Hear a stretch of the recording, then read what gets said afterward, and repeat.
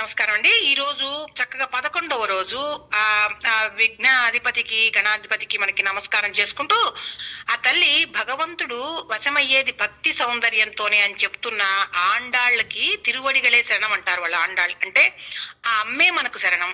ఎందుకంటే ఆ అమ్మ మనకి దారి చూపిస్తోంది ఈ పాసురాల ద్వారా. అంతేకాదు వేదాంత సారాన్ని ఎలా పట్టుకోవాలో, అసలు ఏమిటి అంతరార్థాలు అని చెప్పి మనం దేవుణ్ణి ఎక్కడ కనుక్కోవాలి, ఎలా ప్రేమించాలి అనేది కూడా అమ్మ రోజు రోజు కూడా మనకి నేర్పిస్తూనే ఉంది.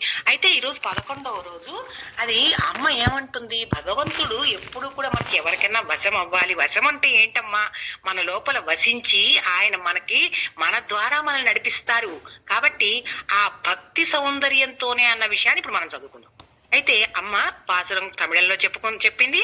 ఇప్పుడు మనం చక్కగా దాని తెలుగులో అర్థం చెప్పుకుంటూ, గోపికలుట యుగాయితం నిమేషేణ చక్షుషా ప్రాప్యుడాయితం శూన్యత జగత్సర్వం గోవింద విరహేణ హే అని భావిస్తారట. అంటే ఒక కంటి రెప్పపాటు కూడా గోవిందుని ఎడపాటును సహించేవారు కాదట. అది ఆ లోపల వాళ్ళ పాట ఒకటి ఉంది.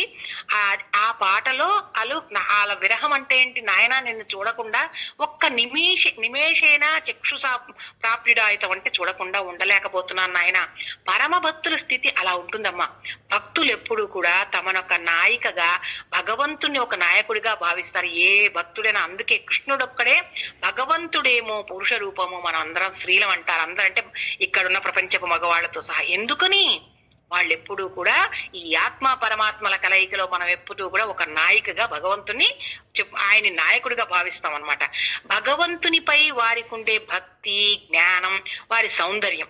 ఒక స్త్రీ సౌందర్యానికి పురుషుడు వశమైనట్లే భగవంతుడు కూడా ఒక భక్తుడిలో కొన్ని సౌందర్యాలు చూస్తారు. ఏం సౌందర్యాలు?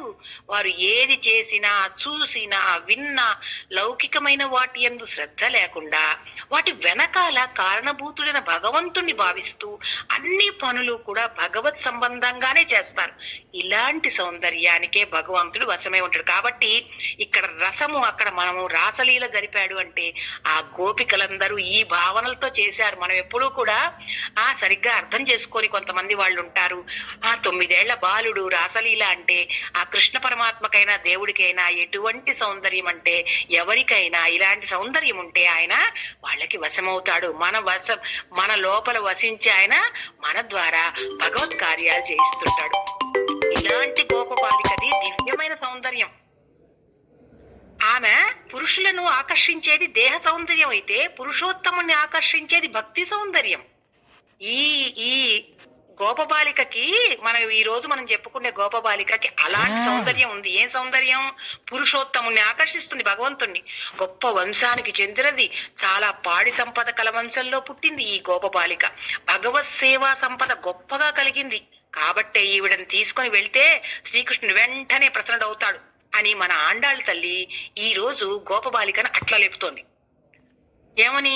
కత్తు కరవై అంటే దూడలకు పాలిచ్చే దూడల వలె ఉండే తక్కువ వయసుగా కనపడే కణంగల్ అంటే గుంపులు గుంపులుగా ఉన్న ఆవుల, పలక రందు అంటే పాలు పితకడంలో నేర్పరులు, అలాగే శత్తార్ తిరల్ అరయు అంటే శత్రువుల బలం నశించేటట్లుగా చైన్రు శరచ్చయం అంటే వాళ్ళ దగ్గర ఆయన్ని మాత్రమే నమ్ముతుందట ఆవిడ. మదమును శరీరంలో ఏదో ఒక అవయవం అందంగా ఉంటే అది సౌందర్యం అంటారు.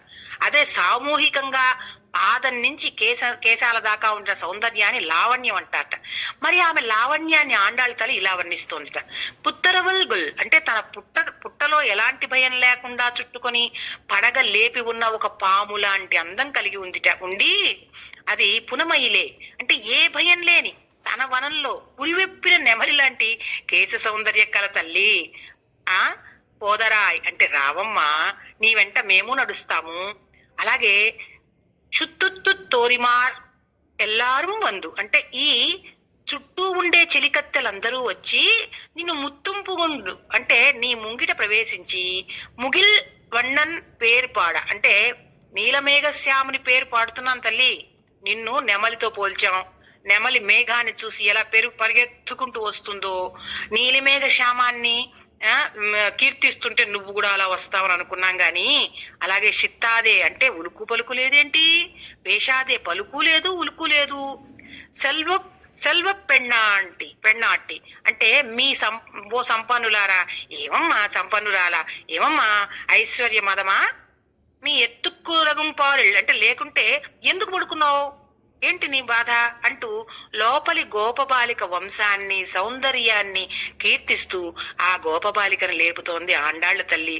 ఇంత అందంగా లోపలి సౌందర్యాన్ని, అలాగే ఆవిడ ఏమేం పొంది ఉందో, ఆవిడ ఎంత గొప్ప మనిషి అనుకుంటూ తననే కాకుండా తన చుట్టూ ఉన్న గోపికల్ని ఎటువంటి ఆ మంచివారో, వాళ్ళు ఎటువంటి అద్భుతమైన వారో తెలుపుతూ వాళ్ళను కూడా మనతో తీసుకెళ్దామని చెప్పి అందరం కలిసి చేద్దాం, ఇవన్నీ కూడా ఒకరినొకళ్ళు పంచుకునే విషయాలు అని అమ్మ ఇంత ఆదరంగా అభిమానంగా మనందరికీ కూడా చెప్తోంది.